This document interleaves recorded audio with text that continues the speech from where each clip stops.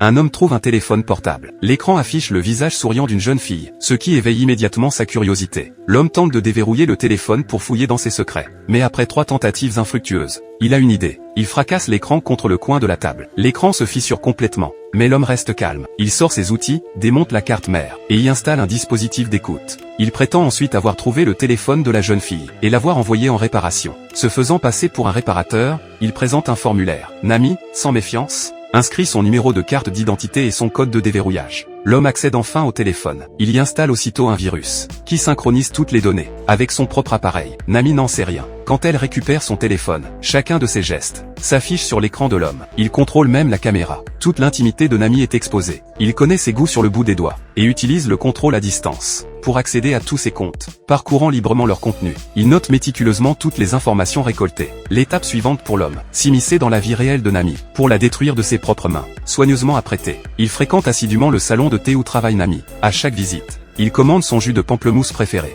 Nami remarque que leurs goûts correspondent parfaitement. Son père la met pourtant en garde. Trop de coïncidences dans le comportement de cet homme. Mieux vaut garder ses distances. Mais Nami refuse d'écouter, et se dispute avec son père. Le soir, pendant que Nami dort, l'homme manipule son téléphone pour envoyer des excuses à son père, accompagné d'un lien de vœux. Le père clique sans réfléchir, ignorant qu'il s'agit d'un virus envoyé par l'homme. Le téléphone du père est désormais sous surveillance. Voyant que sa commande en ligne est arrivée, l'homme se fait passer pour un livreur et envoie un message. Le père sort immédiatement. Un carton l'attend effectivement à la porte. Mais au moment où il se penche pour le prendre, l'homme surgit derrière lui.